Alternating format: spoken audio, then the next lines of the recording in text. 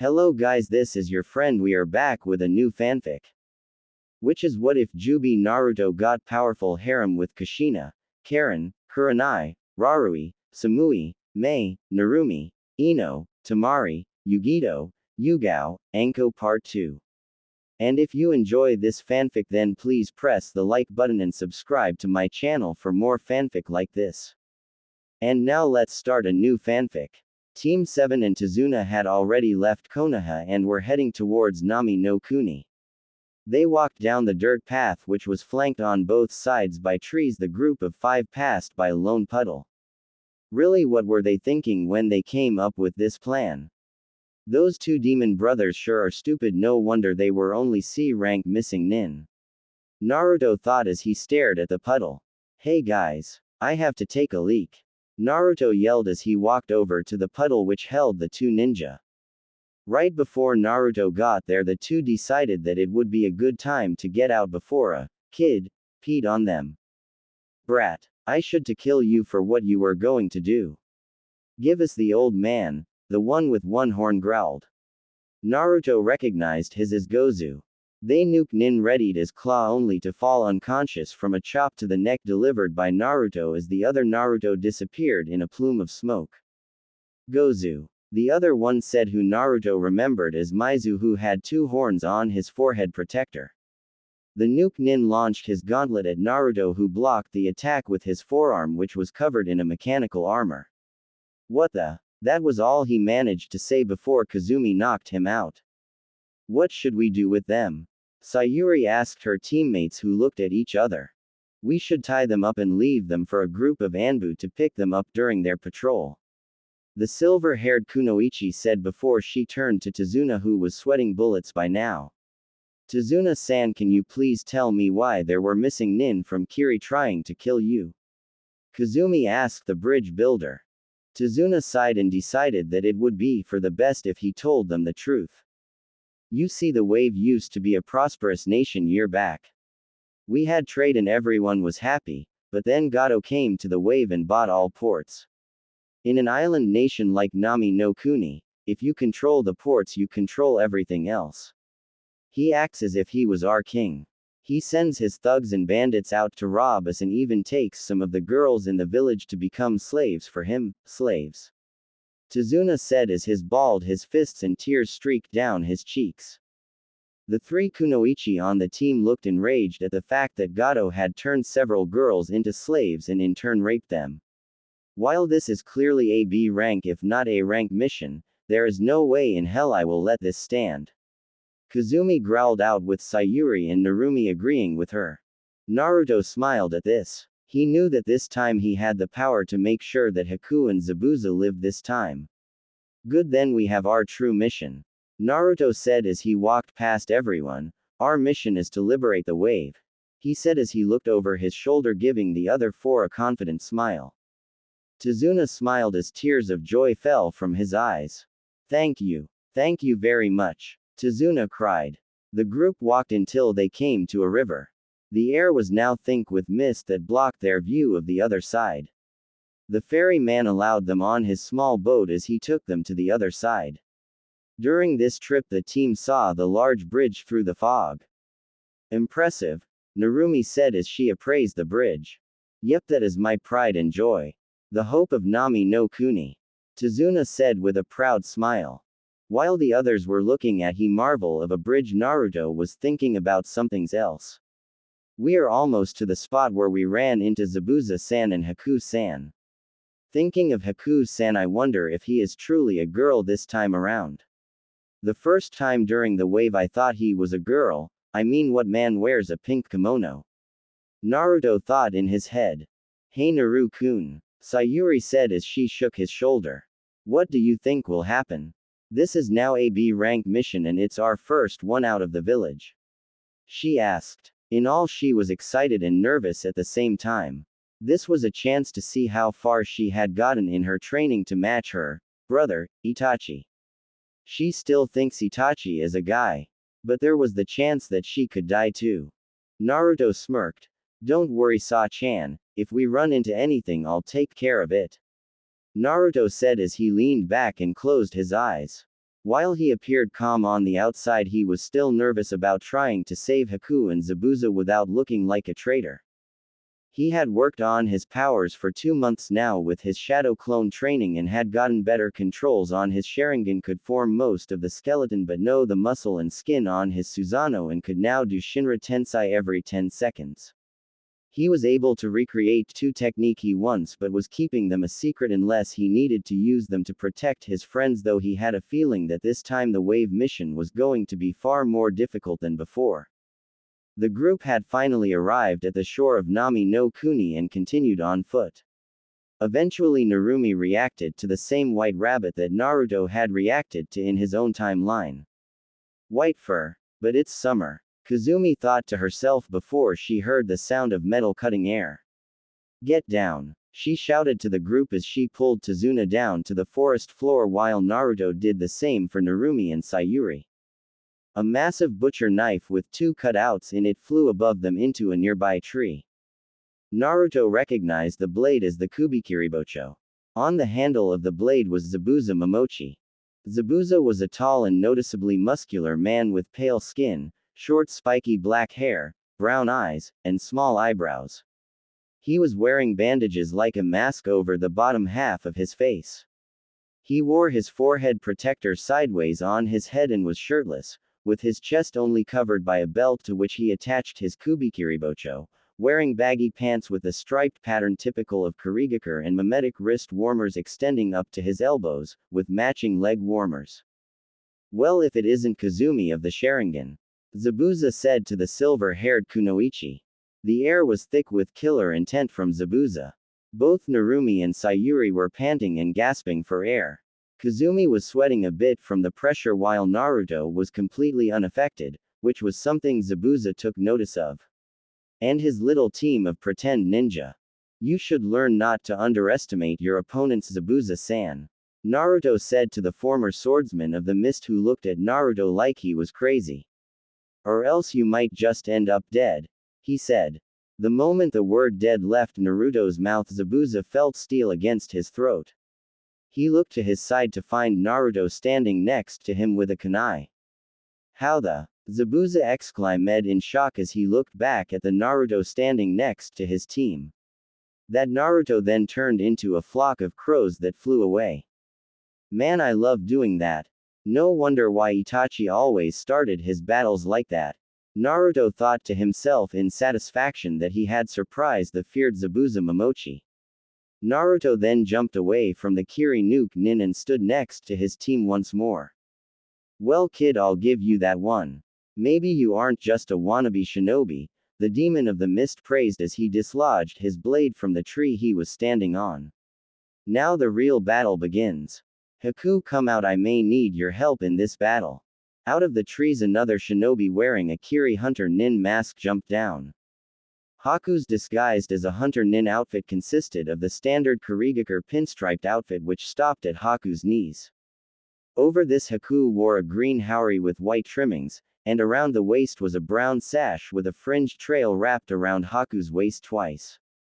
Haku also wore light brown platoon sandals with straps in the same color as the kimono and nail polish on the ninja's fingernails and toenails in matching blue-green color. When wearing this outfit, Haku's long hair was gathered in a white bun holder, while 2 locks of hair fell loose framing Haku's face, bound with metal hair cuffs at the ends. Kazumi-sensei, you take Zabuza, I'll take this Haku, Naruto said as he stood next to his sensei. Naruto separated from Kazumi's side and went towards Haku at unreal speeds. The masked ninja was quick to dodge and jump back. Naruto chased after her before blurring out of existence and reappearing in front of Haku, delivering a swift punch to the face. Haku skipped along the forest floor a few times before correcting herself. Naruto could see the 2 small bulges through the haori and figured that she was binding them. So you are a girl, Naruto said with a small smirk. He performed a few hand signs before calling out, Jinten Sonic Kick, as he lashed out a kick into the air at sonic speeds, releasing a sonic boom that blew Haku back. I will not lose. I am Zabuza-sama's ultimate weapon, the now identified Kunoichi said before charging at Naruto with Senbon in hand. Sweden gunshot jutsu, Haku said as she performed a few one-handed signs before she shot a ball of condensed water at Naruto, who blocked it with a shield he made with Asura Path. Give up. Jinten light speed shuriken, Naruto said as he threw 5 shuriken at unheard of speeds. Haku with her high speeds was able to dodge 3 of them, but was cut by one on her left thigh and another one in her right arm. Luckily for her, Naruto wasn't aiming to kill, so she wasn't severely damaged. Never. Sweden exploding water colliding wave. Haku yelled as large quantities of water came out of her mouth and flooded the surrounding area. Naruto managed to jump onto a tall tree to avoid this. Nut knew that she now had the advantage since he still couldn't absorb normal chakra yet. She's stronger than Haku-san in my world, Naruto thought to himself before jumping out of the way to avoid a few Senbon thrown by the ice user. Naruto created a clone. Take this, Fujin and Raijin Jutsu, they called out as Naruto created a large tornado while the clone fired an electrical current into it. Haku managed to dodge the blunt of the attack but was still blown back to the fierce winds. This is it, 1,000 flying water needles of death, Haku said as several needles made up of water from her earlier jutsus rose and surrounded Naruto. I'm sorry, but this is your end, Haku said to Naruto as she let the needles shoot forward. Shinra Tensei, Naruto said as he blasted everything near him away from him. Now he knew why it was Nagato's favorite move. It was overpowered as hell. The Rinnegan was truly a gift from the heavens. Unfortunately Madara had it too, so it was also a curse. Haku's eyes widened behind her mask as she watched one of her best attacks get deflected too easily. No way. Not even Zabuza-sama can escape that Judas without getting wounded. She yelled in shock and a bit of fear. She knew that she had to go all out on this man to even have a chance to win. Secret Jutsu. Crystal ice mirrors, Haku said as several mirrors made of ice rose from the water. There were 12 in ground level, 8 over them, with the last one in the center on top forming a dome. Well, this brings back memories, Naruto thought to himself as he watched Haku get into one of the mirrors. Haku's reflection appeared on every single ice mirror, making it look like she was everywhere at once. Well, this is a neat jutsu you have here, Haku-chan, Naruto said. This is your ended. I wanted to avoid killing you since I can see that you have a bloodline like me, but it seems that now it's unavoidable, Haku said as she readied herself to attack by taking Senbon into each hand. Farewell, Haku said as she started to move at high speeds as launching Senbon into Naruto. Within a few seconds Naruto looked like a pin cushion and fell to the ground. It's over, she sighed. Wow, how come all shinobi I meet are so overconfident? Naruto said as he rose up zombie style as all the needles fell of him. Naruto's cloak was now ruined with hundreds of holes, but his skin looked fine.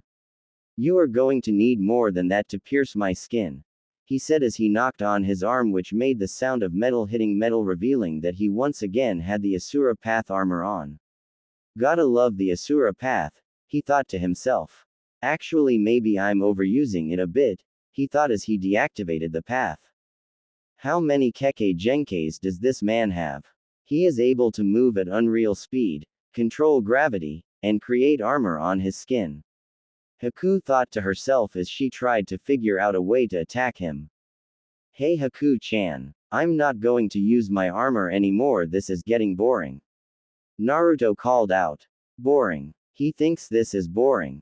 Haku thought in surprise. Well, if you're giving me this chance, then I will use this more my advantage, she said as she renewed her attacks on the blonde, who this time dodged everything or blocked it with his sword.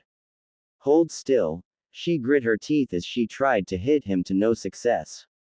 Well, I think it's time to end this, Naruto said as he pointed his hand right at her.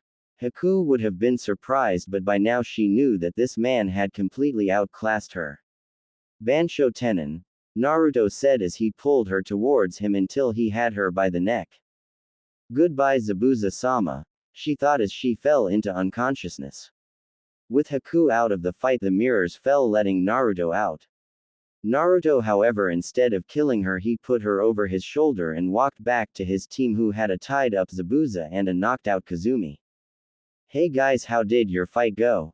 Naruto asked them. His toe teammate plus Tazuna gave him a look that said, see for yourself, since Kazumi was currently out of chakra and Narumi and Sayuri had a few minor cuts. Well, anyways, we should get to your house, Tazuna-san. The alcoholic nodded and led the way to his home. Naruto had created clones to carry the 3 unconscious ninja while he talked to his teammates. This place looks awful, Narumi said to her 2 friends, lovers. Yeah, how could anybody do this to someone? Sayuro said with a glare. She had a small flashback to the day her brother massacred the Uchiha clan. This is what happens when the greedy get too much power. Naruto said. His face was currently unreadable.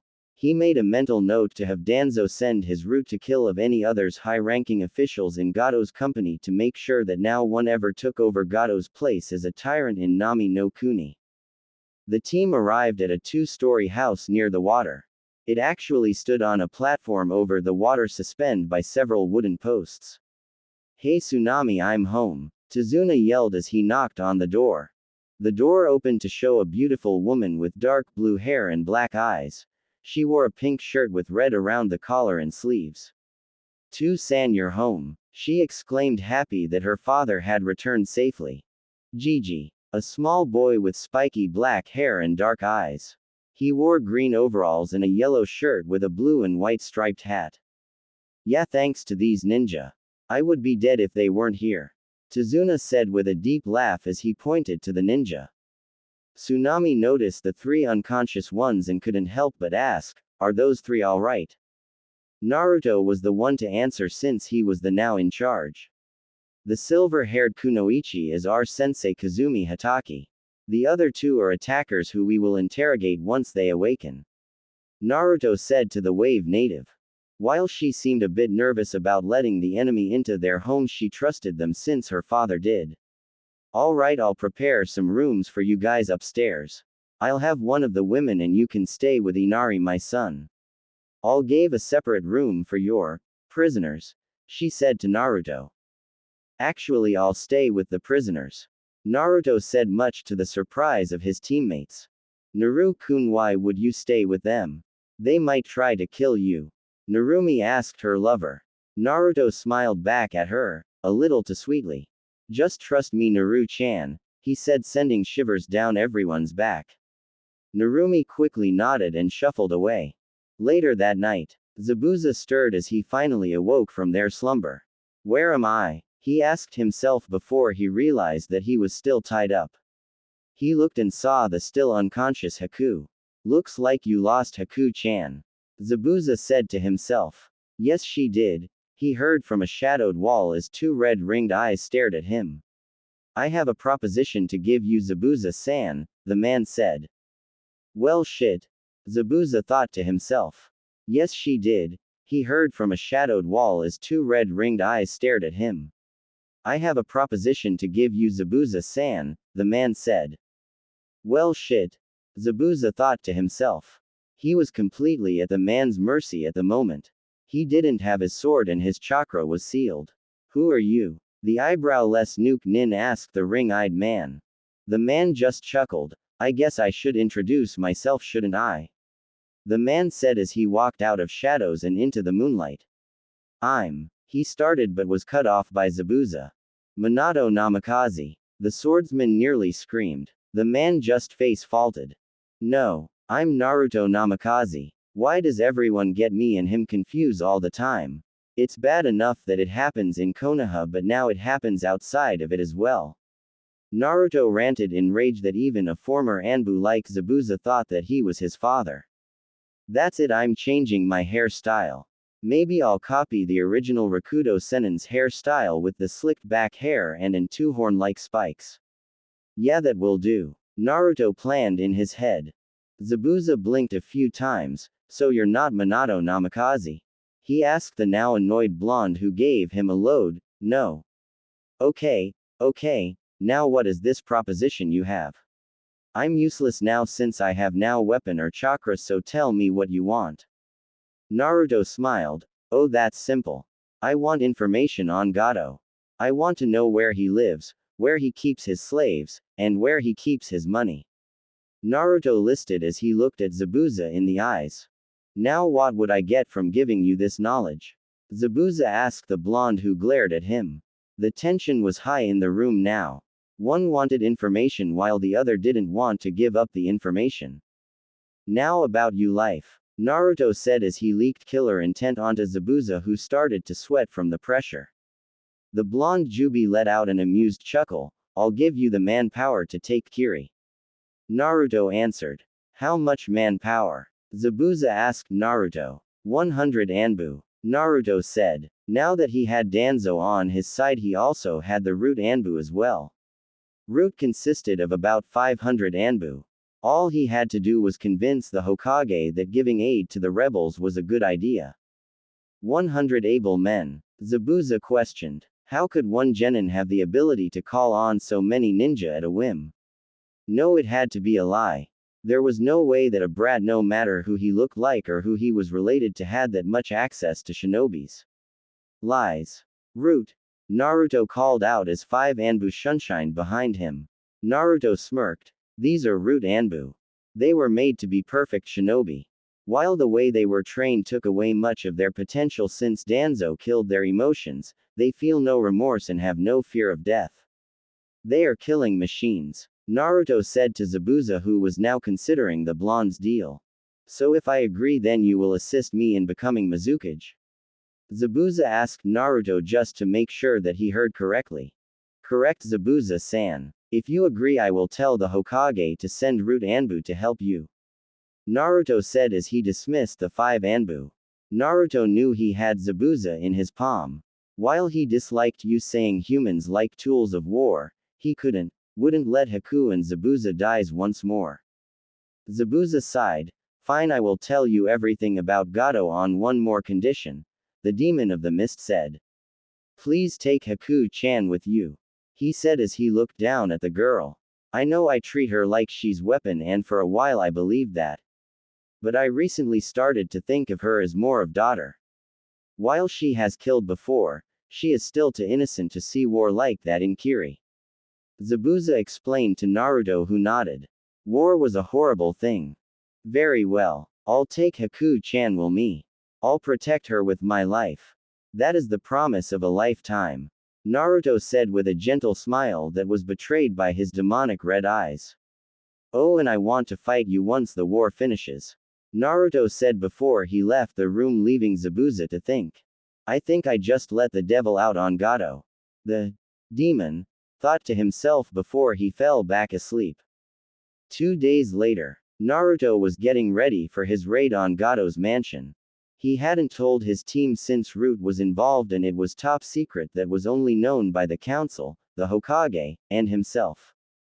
Since his cloak was destroyed by Haku during their battle, Naruto bought a new outfit to wear until he got back home. He was currently wearing a black muscle shirt and baggy black pants. Attached to his hip were his kunai and shuriken holders. He had covered his face with a Anbu mask he had made using the Banbutsu Sozo, creation of all things. The mask was black with red around the eyes. It's go time, he thought to himself as he jumped out the room window. Gato's home was directly northeast from his location. It was about 3 miles away, which for a ninja was nothing at all. They could run dozens of miles per day, plus being a namikaze and Uzumaki never hurt since he had superior speed and stamina. As he ran through the forest, he stayed on the lookout for any of Gato's men. He knew that he couldn't go all out since he was on a small island, and a biju appearing there would stir up all sorts of trouble for the small island country. A few minutes of running at super speed thanks to the Jinten, he arrived at a large building surrounded by a tall wall made up of white stone. The building itself was basically a Japanese-style castle. So this is where all the money he steals went. Makes me wish that I had killed the midget the first time around. Naruto thought as he approached the gates. Halt! Who are you? One of the bandit guards that was guarding the castle yelled. Naruto, not wanting to deal with them, simply burned them to death using Amaterasu. As the screams of the burning guards rang out, the others inside decided to go into high alert. Root! Naruto called as the 5 emotionless Anbu came to his call. Kill every bandit. Thug, or nuke nin you see. Leave the slaves alone and make sure that Gato doesn't escape. Also I want Gato Tem for myself. I plan to be one to make him pay for all that he has done. Naruto ordered. He was ready to Tsukiyomi the out of Gato. Hi Naruto-sama. The five called as they charged the castle. Naruto ignored the fighting outside as he walked into the large house. Anybody that tried to get in his way ended up on the receiving end of a cut from Sabukuka's. Normally he wouldn't be this ruthless, but these men were the scum of the world. They enslaved, stole, killed, and raped. Breaking down the wooden door to the house with a small Shinra Tensei. He walked down the halls until he came to his destination, Gato's office. Ripping the door off its hinges, he stormed in on the little shit of a bastard Gato who was in the middle of speaking with a man with slicked back white hair. Oh, there is you target. Gato said with a cocky smirk. The man turned and grinned madly at Naruto. So you will be my next sacrifice to Jashin-sama. The man said as he stood up. He wore a black high-collared black cloak with red clouds. The front of his cloak was opened, showing a pendant that seemed to be a triangle inside and ring. Hidan, Naruto said in a hushed voice. He really didn't want to fight the Akatsuki, but now it seemed like he had little choice. So you're working with the Akatsuki now, Gato? Naruto said as he blurred behind Gato. But that's still not enough to save yourself. Naruto roared as he stabbed Gato through the heart before Hidan could even react. Hey, that was my income source, you motherer. Hidan yelled as he charged at Naruto with his triple scythe. Naruto managed to bring his sword up to block the three blades from hitting him. He remembered from last time that all Hidan had to do was ingest your blood, then get into his ritual seal and stab himself. While Naruto was now immortal since he was the new Jubi, it was not a good idea to let you opponents find that out, or anybody really, since that could lead to he himself being chased after. Jumping back, he sheathed his sword and started to do hand signs. Hidan, being immortal, didn't care and charged at the Jubi. Kaden fire dragon's roar, Naruto said as he put his hands together in creating a tube and exhaled into it. A large stream of fire spewed out of the other end. Hidan, not being able to dodge in time, ran head first into the fires. The fires completely charred the office of the once billionaire. Out of the raging fires, Hidan ran out and attempted to decapitate Naruto. Key word was attempted. Time seemed to slow as the scythe approached Naruto's neck. Hidan grinned wildly at the thought of killing the blonde man. Naruto, on the other hand, had a different plan. Jinten Shadowless Flight, said to himself as he blurred out of Hidan's way. Naruto appeared over the fires, absorbing them back into himself as he performed another set of hand signs. Sweeten Water Dragon Jutsu. Naruto yelled as a large stream of water came out of his mouth and took the shape of a dragon. The water dragon smashed Hidan through the office wall and into the back courtyard of the mansion, which was covered in the blood of the dead bandits. Nice view, Hidan said as he looked at all the blood on the ground. Naruto stepped out of ruined office and faced Hidan. The silver-haired nuke nin's cloak was half burnt of now and he had a few bad burns on his left arm. Damn brat, you are good. No wonder you beat Itachi-san. But you can't kill me since I'm immortal. The crazed shinobi laughed out.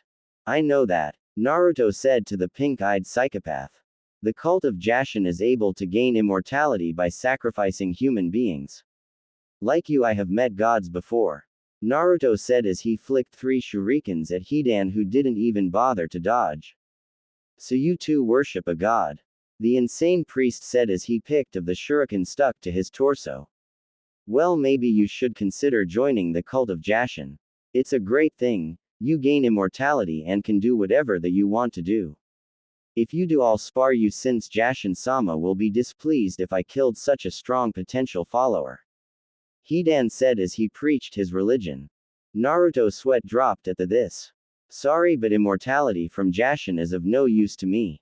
Naruto said before getting into a ready stance. Hidan seemed to get serious now. You dare turn away the will of Jashin? Die, maggot! He roared as he charged at Naruto once more.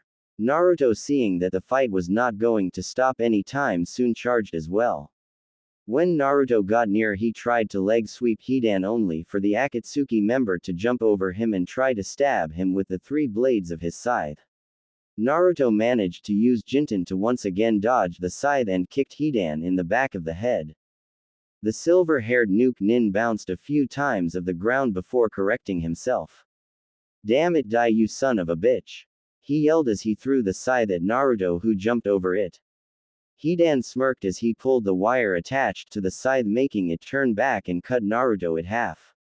Before Hidan could celebrate, Naruto's body poofed into a log. Naruto appeared to Hidan's left and did a palm thrust to his upper arm. Hidan staggered back as Naruto jumped back. "Is that all you have?" Hidan roared as he charged at Naruto once more with no regard for his own safety. Naruto smirked at the silver-hairs man attempt to kill him and prepared a few hand signs. As the blade approached his neck, Naruto finished his jutsu. "Hiraishin Boundless Throw," Naruto whispered into Hidan's ear when the immortal's blade was inches from his neck. In an instant, Hidan flashed away. Far, far away, Hidan arrived in a flash onto a large flat chunk of ice in the middle of the ocean. The only thing there besides him was a large penguin. Hidan looked around at his surroundings to see nothing but the open sea. He couldn't even any icebergs. "What the hell?" he yelled to himself as he frantically looked around to see if he could see anything in the distance. "Where the hell am I?" he cried out to himself. The only response he got was a noise from the penguin. Hidan turned and glared at the flightless bird. "If I can't find a sacrifice in 3 days, you're going to have a pike going through your and out of your throat." Even if they were separate species, the bird seemed to understand and started pale rapidly. Back at the wave, Naruto just laughed as he headed back inside Gato's castle to free the slaves. Walking to the lowest level of the building, he came upon several jail cells filled with people of both genders and all ages. Walking down the halls, he broke every lock, releasing the slaves. He came upon the last room where he heard muffled cried. Breaking down the metal door, he found a girl about his age with spiky mint green hair with an orange clip. Her skin was a deep caramel color. Her eyes were a beautiful orange eyes. Her outfit consisted of a short sleeveless white midriff shirt with fishnet armor underneath, long white armlets, and fishnet shorts with a short white apron skirt over it. Naruto recognized her as Fu, the Nanabi Jinchuriki. What was she doing here? She was a Taki Kunoichi, so why was she in one of Gato's jail cells? She was wrapped in chains and chakra suppressors. "Fu, are you okay?" Naruto asked her. Her head lifted up and glared at him. "Why do you care, human? You here to buy me and use me as a toy like what happened to the other slaves?" She growled at him. He could see her trying to call on the Nanabi's chakra, but the seals prevented her. Naruto looked at her with sad eyes. Deidara was right, she did hate humanity after all. "Fu-san, look, I'm not here to hurt you or any of the other slaves. I'm here to save all of you," Naruto said to her. Fu just scuffed and turned her head away from him. "Why would you save me, human? Did Taki finally see their mistake in selling me to Gato Tem and sent you to get me back?" she asked sarcastically. Naruto's eyes widened at this. Taki had sold their Jinchuriki to Gato. How could a hidden village ever approve of that? How the hell did that happen anyways? Shibuki would never do that. The man was a coward but not cold-hearted enough to sell a girl into slavery. Naruto growled as his power began to rise with his rage. His appearance changed as his whiskers got darker and his eyes turned into their Tengen form. Fu's eyes widened at this. Is he a Jinchuriki as well?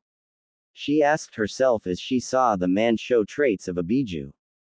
Inside Fu the Nanabi, Chome was spazzing out as she felt the power matched that out all Bijus at the same time, symbolizing one thing, the Jubi. After a few seconds, Naruto calmed down enough to regress the changes. "Sorry you had to see that, Fu-san. My name is Naruto Namikaze," he apologized as he cut her binds. "Are you a Jinchuriki as well?" she asked. Tears were building up in her eyes as she looked at Naruto. Naruto tilted his head in confusion. "Are you a Jinchuriki?" Fu asked. No, demanded this time. Naruto smiled. "No, I'm not a Jinchuriki. Naruto said in a cheery tone. Fu's hope fell as she now knew that the man in front of her was not like her. I'm a former Jinchuriki, Naruto yelled as he fist pumped. Fu's head snapped up at this. Former. How the hell are you a former Jinchuriki? The host dies after the Biju is extracted. I know since I saw it happen with my mother. Fu yelled at the blonde who smiled back kindly taking her aback. I never had my Biju extracted since I merged with it to become a demon. Naruto said much to her surprise. Fu's expression was best described as fish-like. Her jaw had dropped and he was gasping. Naruto smirked at this. He loved getting this reaction out of people. Before Fu could ask any questions, Naruto spoke once again. Now let's get these people out of here. Since I'm sure they have been here for far too long. Naruto said to the Jinchuriki, who nodded silently as he walked out of the metal cell with her in tow. The blonde demon led all the people out of the castle and back to the outside world and freedom. Fu kept glancing over at Naruto from time to time. So how were you treated when you were a Jinchuriki? Fu asked. She had to know, was she the only one treated badly or was it common for regular humans to mistreat Jinchuriki? Naruto smiled sadly. I was treated basically the same as you. I was ignored, overpriced at shops, treated badly and beaten occasionally. Naruto answered sadly. Fu's hand clenched shut at his answer. Calm down, Fu-san. I wasn't done. I was treated badly until they started to see what I could do and eventually I gained their respect when I saved my village from destruction. Naruto smiled down to her since she was a few inches shorter. But they mistreated you. How could you save them? Why would you save them? She cried out to him. Naruto smiled sadly at her. She really had lost her faith in humanity. Guess he would have to bring it back. I did it because I wanted to protect my precious people. I wanted to prove to them that they were wrong about me and that I love the village. Hate leads to conflict. When one shows hate to another, the other hates back. This starts a cycle of hatred in the world. The only way to stop it is for a party to stop hating the other. Then peace can be achieved through understanding. Naruto said with a smile as he explained to Fu his way. Fu looked perplexed at this. Stop hating the one that hurt you and eventually they'll see you for who you are. She bit her lip as she thought about it. Was it possible for her to spot hating humanity? Wise word for such a young man. Naruto heard behind him. Behind him stood a short old lady, her eyes shut with wrinkles. That's a good philosophy you have there. If only more people thought like you, the world would be a better place. She said with a hint of sadness. Yeah, but my dream is to make that happen. That was my sensei's dream and I promised to him and his first wayward disciple that I would do it and I never break my promises, boss-san. Naruto said enthusiastically. Fu looked at Naruto in a new light. He was her savior after all. That's a good quality boy. She chuckled. She moved up her sleeve to reveal a seal. She channeled some chakra into it, releasing it. In a puff of smoke she was holding a very large scroll. This is the Jackal contract. It severed me well back in my day. I have no use for it nowadays, so I'm passing it on to you as my way of supporting your cause. She said as she handed the scroll over to Naruto. Naruto eyed the scroll for a second with wide eyes. He had lost his toad contract when he died, so this could serve as his replacement, plus the animal path allowed him to sign several contracts with different animals. Boss-san, I can't. He started but stopped when he noticed that she wasn't there anymore. He turned to Fu. Where did she go? Fu shook her head. I don't know, I was looking at the scroll. Bu man, for a old bag of bones she can move fast. Fu said to Naruto, who sealed the scroll away in a seal on his shoulder. So Fu, where are you going? Naruto asked the dark-skinned girl. I don't know. Taki sold me out, so not there. She said with a sad look. She turned to Naruto. Maybe I can go with you, Naruto-san, she said to Naruto, who nodded. This way he could protect her from the Akatsuki. He went back inside and took Gato's head and sealed it in a scroll. Well, that's done, Naruto said as he and Fu walked back out of the castle, leaving clones to collect anything of value to give to the people of the wave. After leaving Gado's estate in ruin, Naruto and Fu the Nanabi Jinchuriki made their way into the forests of Nami no Kuni. Naruto turned to Fu. Let's stop here for now, there is something I have to do. Naruto said as he opened the large summoning scroll he was given by the old lady back at the tyrant's former home. In the scroll there were only 3 names were listed on the scroll, making Naruto the 4th person to sign it. Naruto bit his thumb and wrote his name in blood, then pressed his blood-covered fingers under it. Unlike a normal contract where the name remains red, his signature turned golden. Okay, let's try this. Naruto said as he performed the hand signs for the summoning jutsu, then slammed his palm on the ground. In a grand plume of smoke the boss of the Jackal contract appeared before them. While he wasn't as big as Gamabunta or the 2 other boss-level toads, he was still large.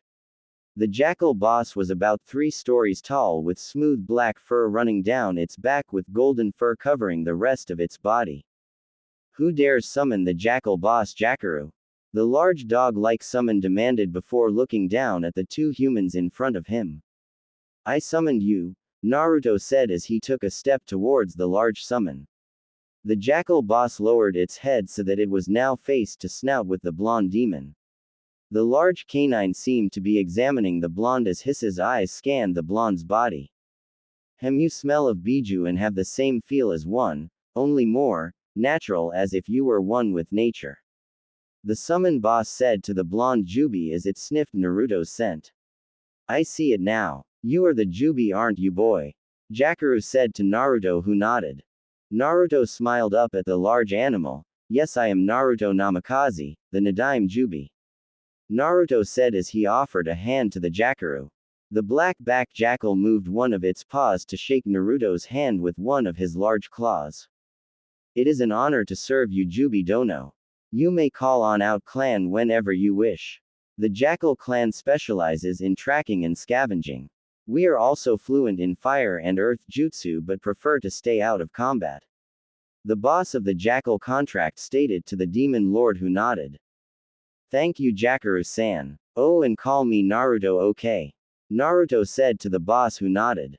Fu just watched the 2 interact since this wasn't her business. Very well, Naruto-sama. If that is all, then I'll be on my way. Jakaru said as he left in a flume of smoke. Naruto turned to Fu. Okay, let's get back to the main village.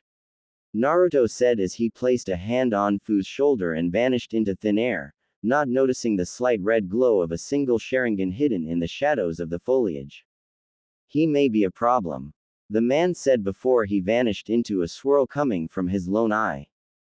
Tazuma's house. Naruto and Fu appeared before the group.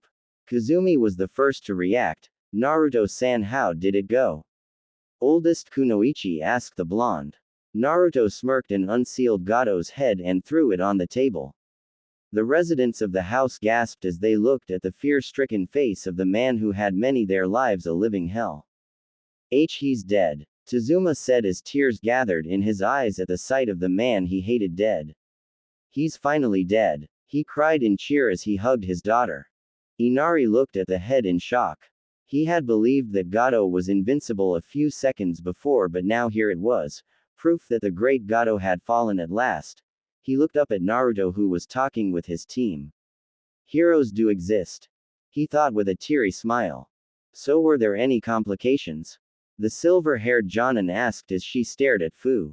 I ran into a Akatsuki member known as Hidan. He was a pain to get rid of since he can't be killed. Naruto said, much to the surprise of the team. They were shocked for 2 reasons. One was that the Hidan could not be killed according to Naruto. 2 was that Naruto fought Hidan and technically won. What do you mean that he can't be killed? Sayuri asked her lover. How is it possible for someone to be killable? I mean that he is literally immortal. Naruto said with a sigh. The 4 Kunoichi's jaws dropped at the motion that someone had gained immortality. How did he gain immortality? Narumi asked with wide eyes. Naruto frowned. He gained it by joining the Jushinist cult. They perform human sacrifices to please their god, who in turn grants them immortality. While the cult seems like a choice that anyone in the shinobi business should do, the trails for joining the cult bring the body to a point where it would fail or the mind would break from pain. Also, the blessing of Jashin fills your mind with dark thoughts which slowly break away at your sanity. Naruto explained with a scowl at the thought of the cult. How do you know so much of the cult, Naruto? Fu asked the former Jinchuriki. I've fought a member before. They are a pain in the to beat since the only way to do so would be cut of their limbs and restrain them, trap them so they can't move, completely obliterate the body, drain their chakra, which is hard to do since they rarely use ninjutsu or genjutsu, and lastly you can rip their souls out of their body. Naruto explained to the kunoichi, who nodded to show that they understood. Kazumi looked at Fu. So who are you and where to do fit the tale on how Naruto killed Gato? The kunoichi asked the green-haired girl. I was going to be sold to the Akatsuki by Gato since I am the Jinchuriki of the Nanabi. Fu said with a scowl at the thought of what almost became her fate. Naruto rescued me and the other slaves, so I decided to come with him back to Konoha. The dark-skinned girl said with a small smile at the thought of her savior. That explains why the Akatsuki were here, but that still doesn't tell us how Gato got a Jinchuriki. Kazumi stated in confusion. They sold me to him so that they could get rid of me.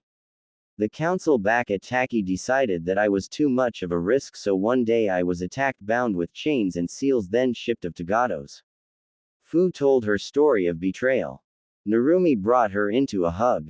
I'm sorry for all you had to go through, the blonde said with a few tears threatening to spill out. It wasn't your fault. It was those bastard in Taki who are at fault. Fu said with a wide smile. Naruto smiled at the interaction.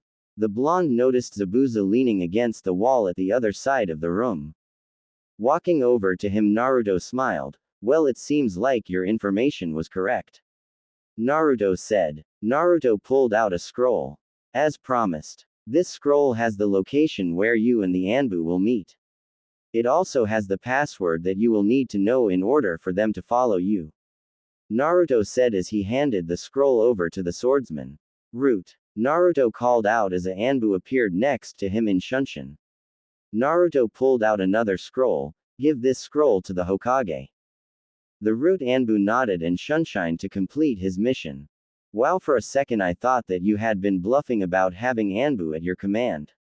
Zabuza said with a smirk that was hidden by the bandages over his mouth. So how about we have a battle now? Swords and taijutsu only. No genjutsu, ninjutsu, or dojutsu. Zabuza suggested, putting extra emphasis on the word dojutsu since he knew he stood no chance in hell of beating the blonde if he used his Tengen. Naruto smirked.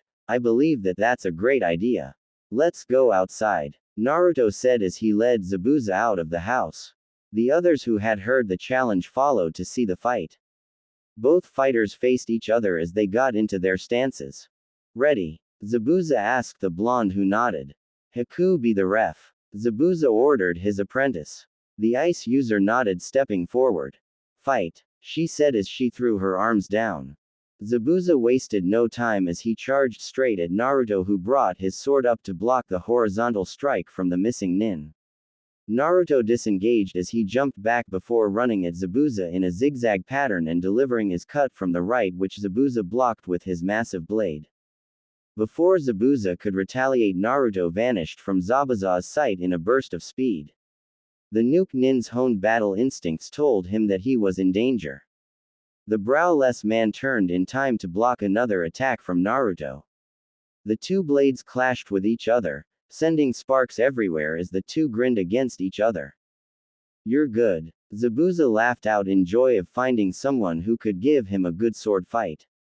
Zabuza jumped back and threw the large Zanbato at Naruto, who leapt over it towards Zabuza. The former swordsman of the mist sidestepped Naruto's vertical slash and ran to his sword that was stuck on the trunk of a tree. Naruto ran at Zabuza to try to stop him from retrieving his blade, but was forced to duck when Zabuza reached the handle as swung a wide attack. Seeing an opening, Naruto launched forward in an attempt to skewer the browless man. Zabuza managed to move enough so that Naruto's blade only scratched his lower chest. Zabuza ignored the pain and took another swing at our blonde hero only for said demon to jump on the flat side of the blade, which was followed by a swift kick to Zabuza's jaw. The former mist shinobi went flying back but stopped himself by stabbing his blade into the ground. Naruto rushed at the nuke nin to try to finish the match. Zabuza had the same idea and charged at the blonde as well. Right before they clashed, Naruto blurred from existence. What? Zabuza thought in surprise. Behind you, Naruto said calmly as he stood with his back to Zabuza. The missing nin turned only to be hit in the chest with a heavy kick that launched him back with neck-breaking force. Zabuza's flight was cut short by a 3 which nearly fell over from the force of the collision. Naruto appeared in front of Zabuza with his sword to Zabuza's neck. I win, Naruto said with a neutral expression that showed no emotions. Zabuza saw it now. He saw what Naruto really was. He was someone who had seen every horror war had to offer, seen every single person he loved killed, and would do anything in his power to prevent those who are important to him from dying. Outside of battle he was a friend, but once engaged in combat he was a warrior who would end a life if it meant accomplishing his goals. He was someone he could respect. I must admit, you're good Gaki. Zabuza said with a light chuckle. I give. Naruto smiled and removed his blade from Zabuza's neck. That was good fight. Naruto said. 1 week later, Naruto, his team, Haku, and Fu stood at the end of the bridge. It had taken a week for Tazuna and his builders to finish the bridge after Naruto had taken out Gato. With the money Naruto had given to the village, the economy flourished now. Zabuza had explained to Haku that he had to leave and that she had to go with Naruto to Konoha. While she did protest leaving him, he accepted after Zabuza confessed that he thought of her like a daughter and that he didn't want her to see the kind of war like that in Kiri at such a young age. Naruto now wore a new outfit that he had made using the Banbutsu Sozo. He wore a black t-shirt with a white X on the chest with black Anbu-style pants and boots. Over this he wore a white coat that spit at the waist into 10 tails, that reached his ankles with a high collar that had 10 points. On the back was the image of the Rinnegan with 9 tomo under it.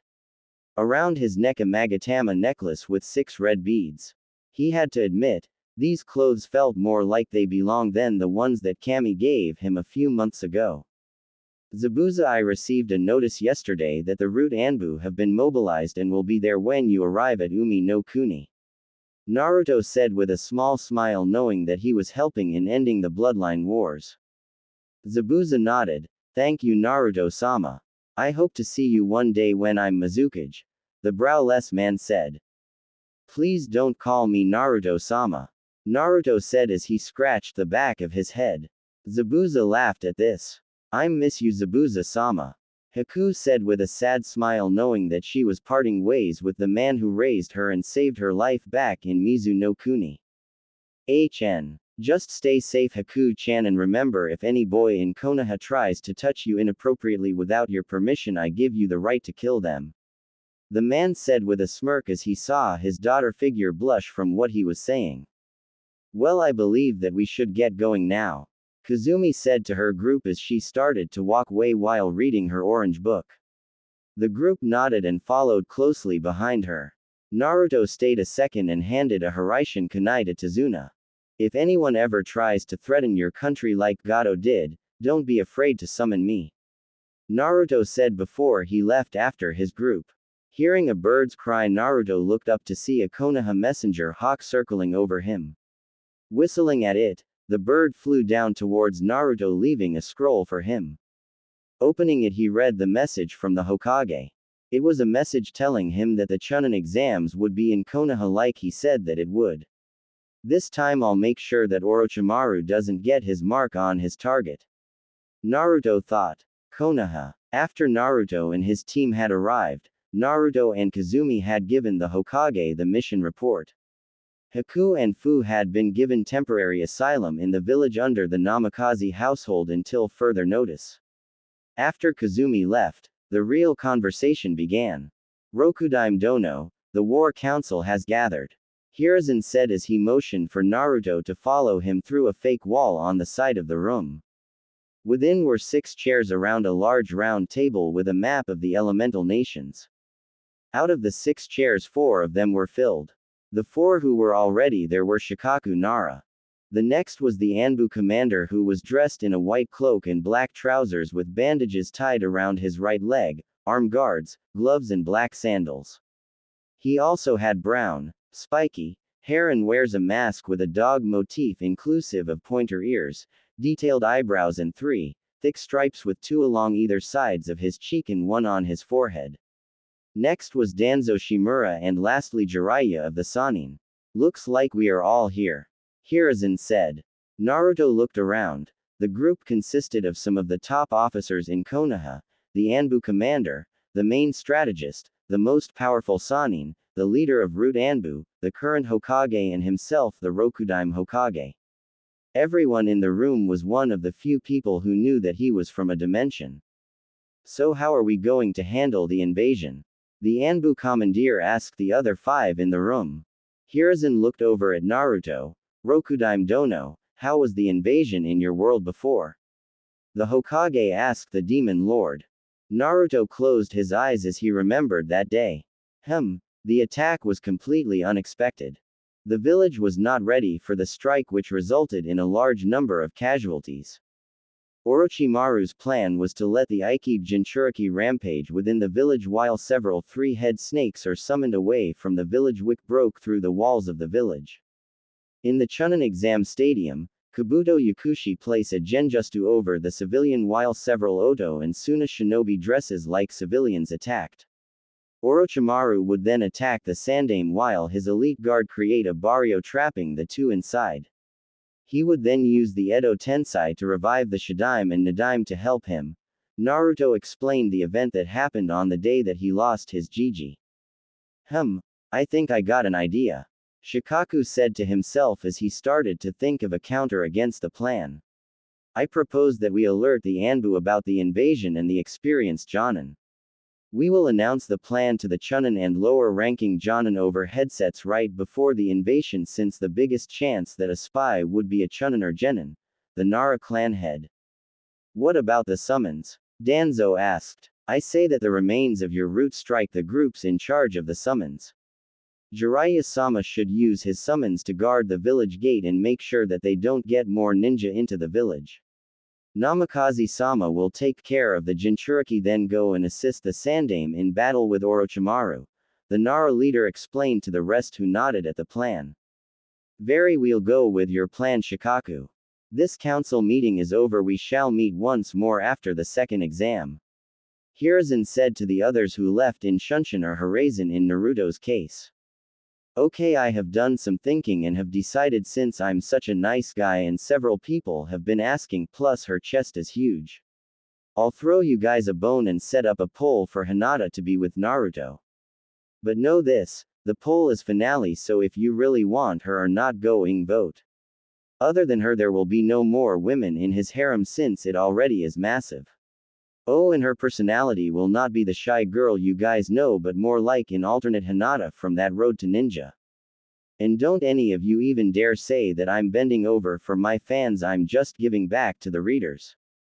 The Chunin exams begin. Naruto jumped from roof to roof as he made his way through the village.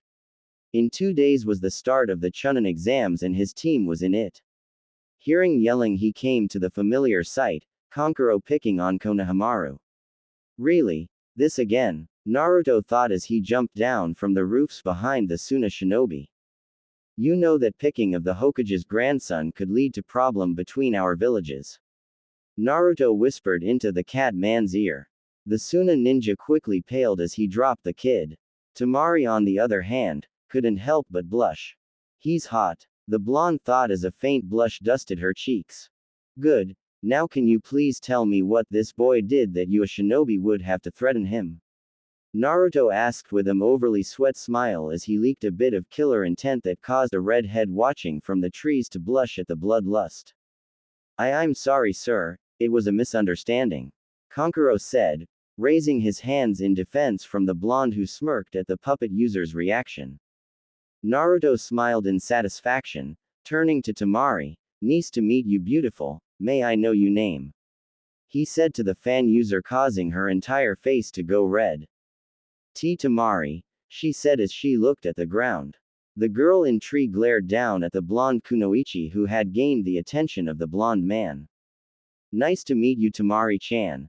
Naruto said as he took her right hand and planted a kiss on it. He always did have a crush on the desert Kunoichi in his world, but never had time to ask her out.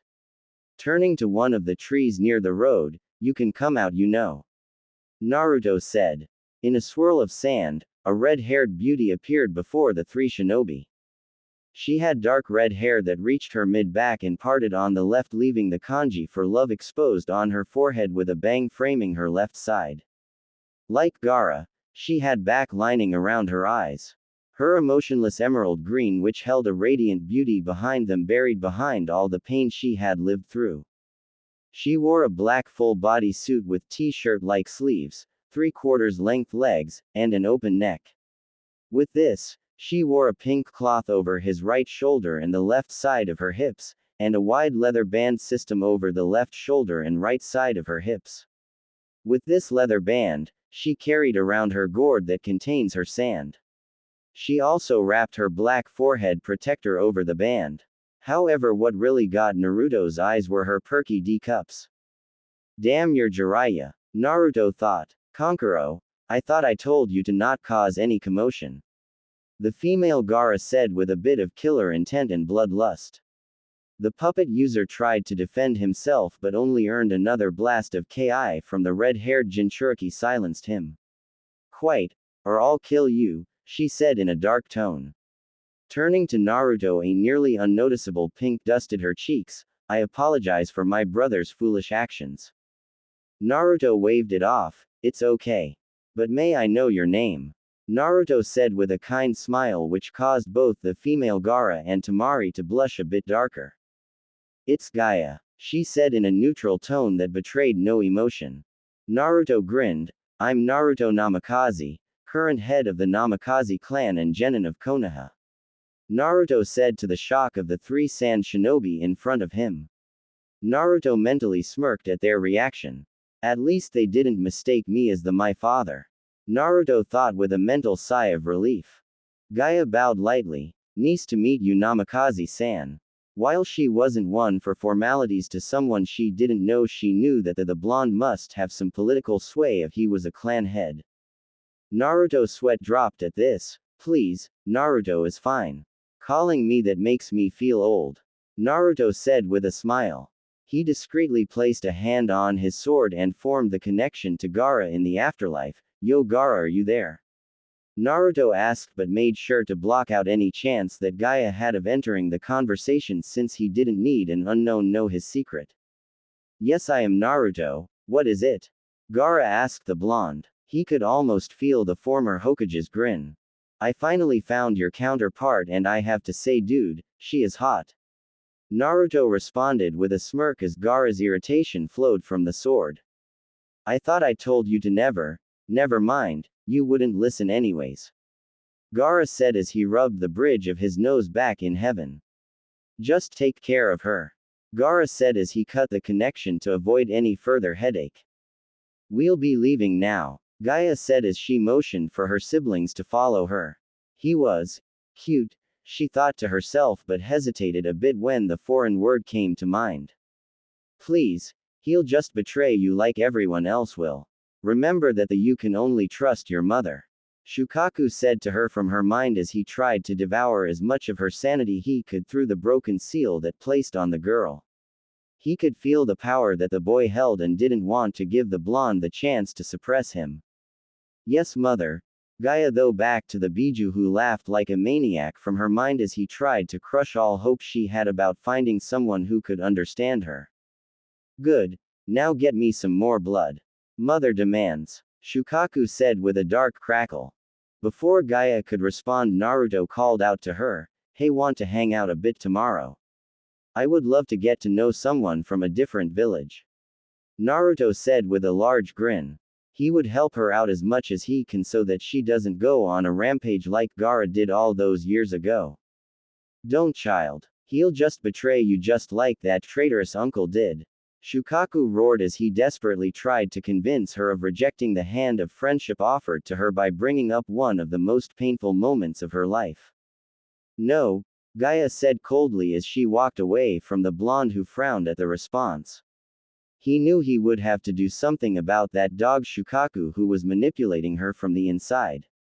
Naruto's smile returned back at full force. Okay then, see you at the Chunin exams. Naruto said as he walked away from the who looked back at him wondering the same thing. How did he know? 2 days later, Naruto and his team walked into the academy building as they prepared to take the Chunin exams. Neither Sayuri or Narumi knew about the invasion since they were genin, so Naruto couldn't tell them anything. His team stopped in front of a door. What is this? Sayuri growled as she saw an illusion over the door showing the wrong number.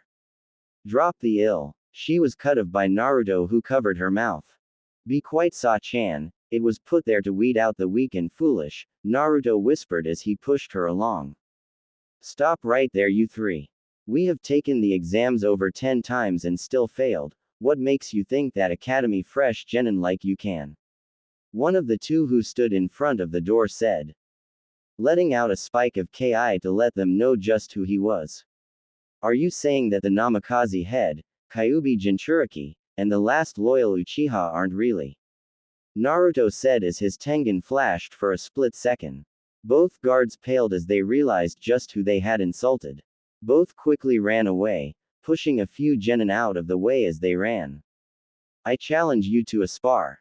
A boy with overly thick eyebrows and bowl haircut wearing a green skin-tight jumpsuit and green leg warmers yelled as he pointed at Sayuri.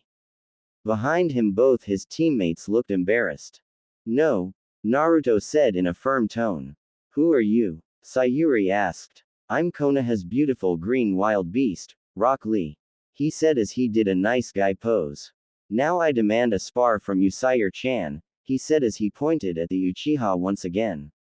I said no, Naruto said in a firm tone once again.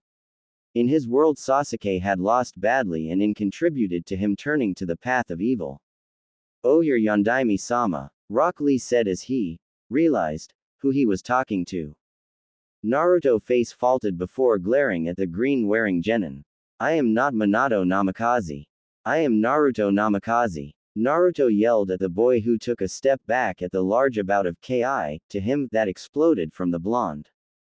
My apologies, Naruto-kun, Lee said as he bowed before going on about he would run 200 laps around the village if he ever forgot Naruto's name again.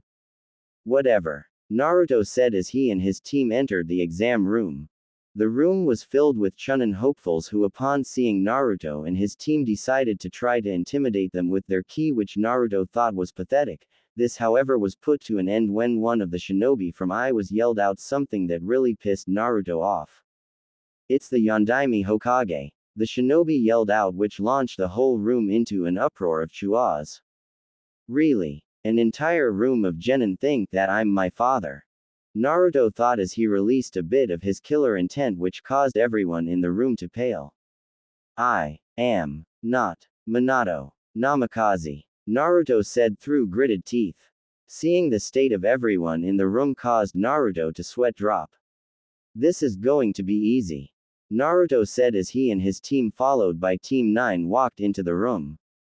The other Konoha team was shocked to see the power that Naruto had.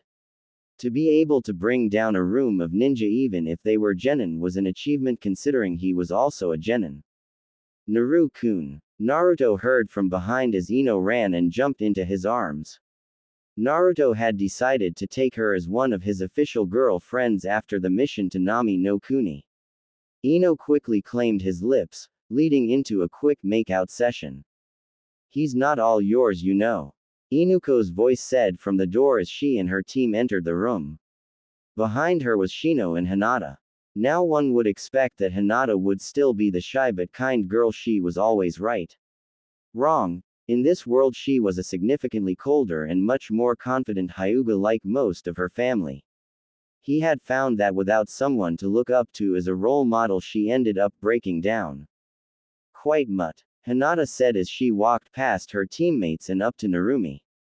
A faint blush dusted her cheeks. Narumi-chan, would you like to come over to the Hyuga compound after this exam is over to have a little fun? The Hyuga heiress said to the blonde Namikaze.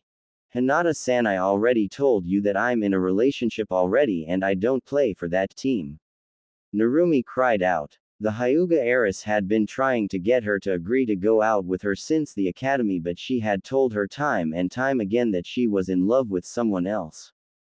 The Hyuga activated her Byakugan and glared at Naruto. I will have her one day, she said before storming off. Naruto's sweat dropped as at the Hinata's behavior. He knew that she was still loyal to the village and had a heart deep inside as shown for her love of Narumi. You guys should learn to be quiet, yo. A silver-haired genin from Konoha that Naruto knew all too well. He wasn't able to finish his sentence as Naruto planted his fist into his gut. Shut it, snake. Naruto growled as he tossed him towards the man's teammates. Everyone looked at Naruto in shock but decided not to say anything in fear that they would suffer the same fate that the glasses-wearing genin. Naruto would have killed him, but that would have alerted Orochimaru to their plans to take him out. All right, no more fighting. A voice boomed out as Ibiki Morino, a large man wearing a black trench coat and bandana-style forehead protector, ordered. Any more fighting and you'll be disqualified. The T&I expert threatened. Naruto looked at Ibiki and nodded. Walking over to his seat, he found himself between the pissed of Hinata, who was glaring at him for stealing the girl she wanted, and a Iwa shinobi who was glaring at him for being related and looking like the Yondaime who had decimated their forces several years ago. The first exam is a written exam. You have 1 hour to answer the 9 questions given to you and 1 more at the end. If you are caught cheating, you will lose 2 points of your total score the first time, 4 the second and 6 the last time, which will be an instant failure. If your score is less than 1 when the exam ended, then you and your teammates are disqualified. Ibiki explained the rules of the test. They were a bit different from the time he took them, but they were similar enough. Naruto answered all the questions within a few minutes thanks to his amount of experience in the battlefield. He looked around and decided to take a nap. Our blonde demonic hero was awoken by Ibiki telling everyone that there was 10 minutes left and he would giving the finale question. This finale question is different from the rest. If you want, you can leave now and take the test again in 6 months, the scared special Jonin said. Why would we quit? We already took the other questions. Inuko asked the proctor. Ibiki smirked. Because if you get this question wrong, then you will be barred from ever taking a Chunin exam in any country or village ever again. He said with a sadistic smirk as all the genin gasped at what he was implying would happen.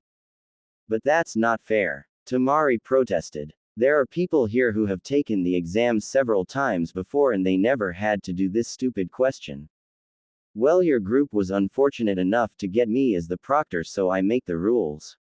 Now choose. And just like over half the teams quit, including a team with a certain weak Pinkett Banshee who was glaring at her for quitting.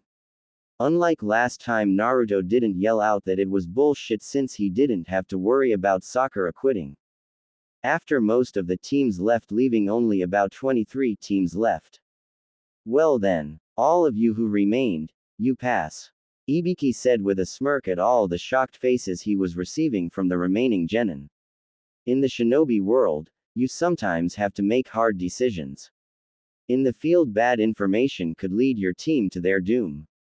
He said as he removed his bandana, showing everyone the burned scars and holes in his head.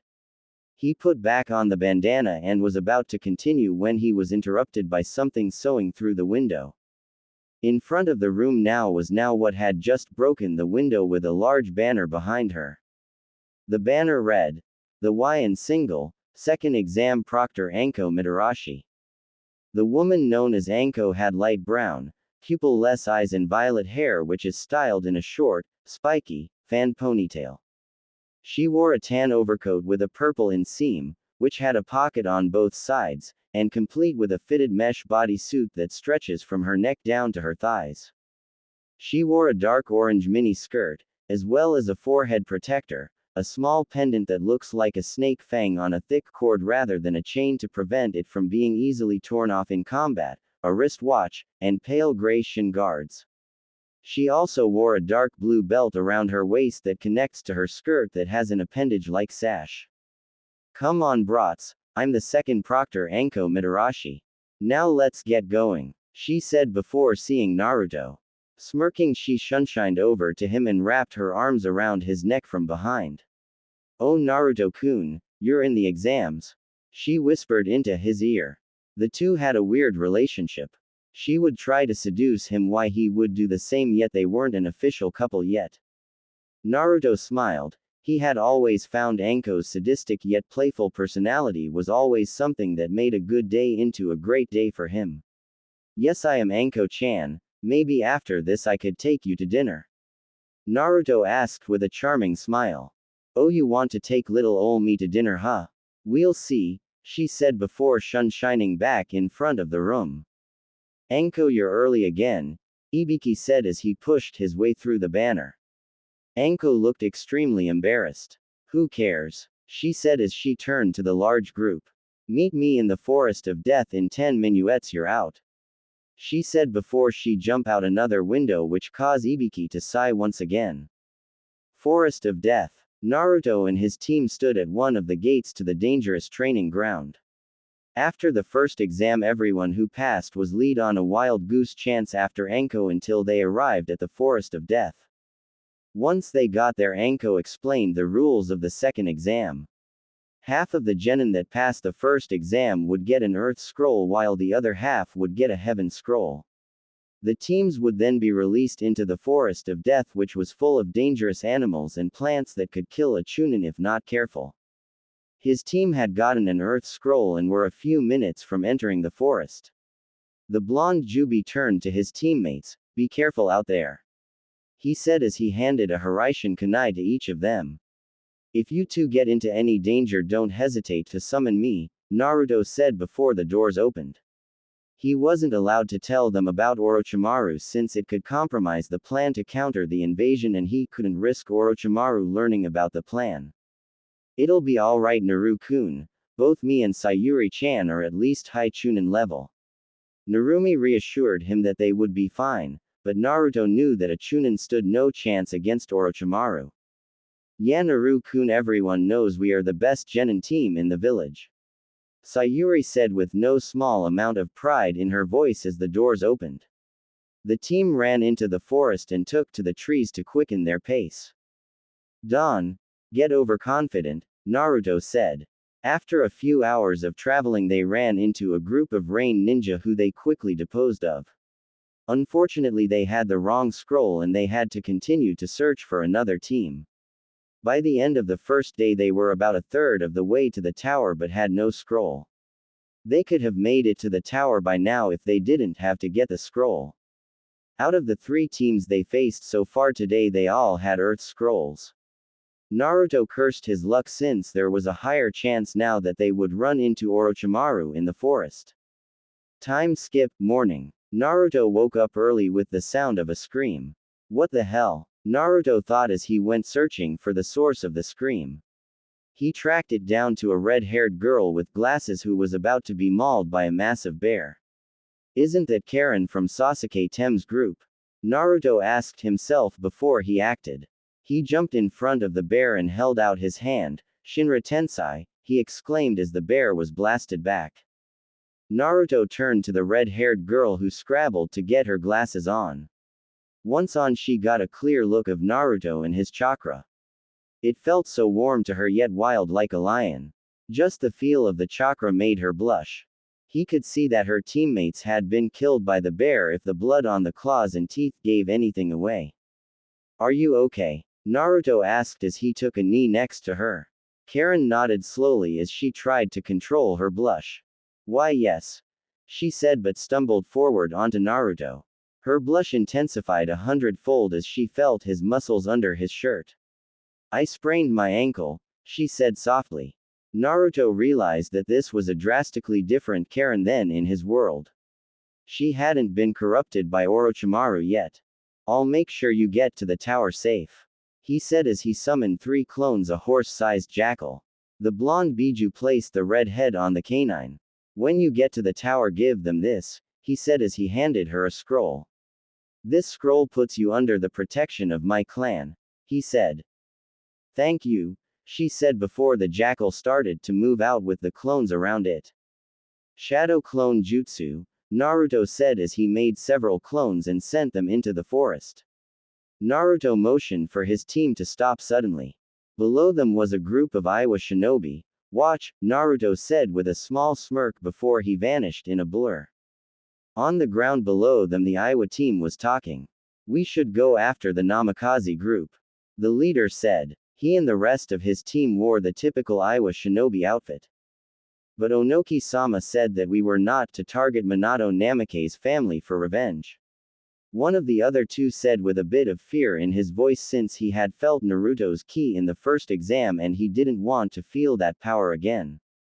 Screw that old man. He may have forgiven that bastard Namikaze, but the rest of Iwa hasn't.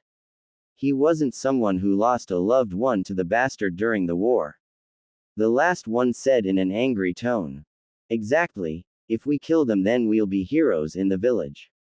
We might even be given positions on the council or even replace that fossil with someone who isn't senile. The leader said with a cocky smirk as he thought about what he thought would happen if they killed the Namikazes. The other two now shared the same smirk. Such unhealthy ambition, a voice said from behind them.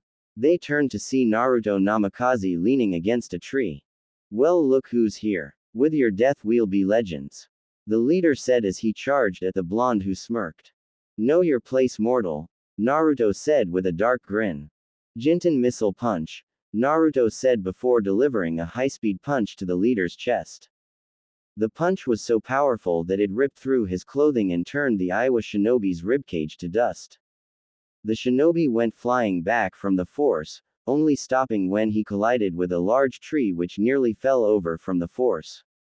Time to end this. Kaden demon lanterns, Naruto whispered. Several fire balls formed floating the air which then took the form of demonic heads. The demon heads then shot forward. The jutsu set everything the heads touched into an inferno. Several trees fell to the ground as the flames burned them down. In the trees, Narumi and Sayuri looked on in awe. They could hear the screams of pain from the Iwa team echoing in the forest. Sayuri was the first to speak after the little performance. Do you think he would teach me that jutsu? Sayuri asked her best friend. Narumi was snapped out of her state of shock by her friend's question. I don't think so. That has to be at least AA rank jutsu. She answered her harem sister's question. Sayuri pouted at the Namikaze's answer. Don't be so, said Sa-chan, I'll teach it to you when I feel you can handle it, Naruto said from behind her. Sayuri turned to him and hugged him while chanting thank yous. Naruto was about to say something when he felt a familiar presence. Amaterasu, Naruto yelled while releasing a wave of black fire at a tree. A shadow jumped away from the tree before the black flames could touch the shinobi. Fufufu, it seems like one of the little genin has quite a potent attack. I had no idea there was another Mangekyo Sharingan user alive, a disembodied voice said. Naruto flared his ki, causing the creepy chucking to stop. Well, it seems that you have quite a bit of bite, Naruto-kun. Naruto had to refrain himself from yelling out at Orochimaru to come out and face him. Orochimaru might have been an insane psychopath, but he wasn't considered a genius for nothing. If he called Orochimaru out by his name, that would tip the snake Sanin off that something was wrong. Come on out, Narumi yelled out as she drew her katana. The creepy laugh returned as a grass ninja came out from the side of a tree. You seem confident, Orochimaru said in a fake female voice. Narumi and Sayuri dropped to their knees when he flared his own ki. Both girls had visions of their own deaths at the hands of Orochimaru. They knew that this wasn't what could happen, but rather what would happen if they fought him. Orochimaru was genuinely surprised to see Naruto not only completely ignoring his ki but putting out an even larger amount himself that put even the snake Sanin on edge. It seems you're a cut above the re, Before he could finish, Naruto had already landed several punches on his front. Fast, he thought as he flew back, but flipped in midair and landed on a tree branch. Thanks to Orochimaru being distracted by Naruto, the killer intent loosened enough so that Sayuri and Narumi could stand up. Naruto looked at his two lovers. Naru-chan, Sa-chan, you two have to run. I'll keep him busy, Naruto said as he released the first seal so that he was now at 4 tails of power, which was how much it looked to almost kill Orochimaru in his world. Naruto's appearance changed from remaining in his human form. He now had 4 white tails coming out of his tailbone. His whiskers darkened and elongated while his canines became longer and sharper. His eyes changed to that of the Tengen as he glared at the Sannin. Time to die, Naruto said before he shot forward at Orochimaru. Both girls were shocked at the change but listened to Naruto in the end since they knew that they would only get in his way. Orochimaru chucked. So a little genin thinks he can take me on by himself, the snake summoner said to the blonde who glared back at him. On the outside he seemed confident, but on the inside Orochimaru was slightly disturbed by the amount of power coming off of Naruto. You're a genin too, right? Naruto said with a slight smirk, so you mustn't be that powerful. Naruto said as he tried to punch Orochimaru in the face, but the snake Sannin sidestepped it and countered with a kick to Naruto's face. Naruto corrected himself as charged back at the snake summoner. The snake user let a dozen snakes fly out of his sleeves towards, but much to his surprise Naruto blurred out of existence and appeared next to Orochimaru and delivered another attack to the side of his face. Jinten Meteor Strong Leg, Naruto yelled out as he did a Jinten version of Rock Lee's Leaf Hurricane. The attack was too fast that Naruto's foot looked as if it was covered in flames of youth before it slammed into Orochimaru's face. The snake pedo, Sannin flew through several trees before stopping. Not wanting to be outdone by a kid, Orochimaru opened his mouth to allow a fully restored version of himself out as if, molting, his damage. The disguise was gone now, and now before him stood Orochimaru in his real form. It seems that you are not to be underestimated, but it's too late now, Sanae Tajishu. Many hidden shadow snake hands. Several large snakes shot out of Orochimaru's arm and at Naruto. Shinra Tensai, Naruto said, let out a pulse of power which turned the snakes into a bloody pile of snake parts. Naruto held out his right hand, which mechanically transformed into a complex metallic cannon-like weapon but with several barrels. Die, Naruto said coldly as he released a large amount of chakra bullets at the snake Sannin, who replaced himself with a mud clone, but several trees weren't so lucky as they now sported several hundred holes. Naruto instantly felt a presence behind him. Another robotic arm ripped out through his clothing from his left shoulder and caught Orochimaru's sword before it could cut him in half. The blonde demon's other arm bent backwards at 160 degrees and opened up releasing several wires that went to wrap around Orochimaru. The snake Sannin managed to dodge the wires but had to leave his sword behind in the hands of Naruto. Damn it! Futon, great breakthrough, the Sannin said as he exhaled a large and powerful gust of wind towards the Jubi. Naruto used Jinten to move out of the way, then charged up a Rasengan and ran at Orochimaru. The snake Sannin ran towards Naruto as well, with the Kusanagi pointed forwards in a stabbing motion.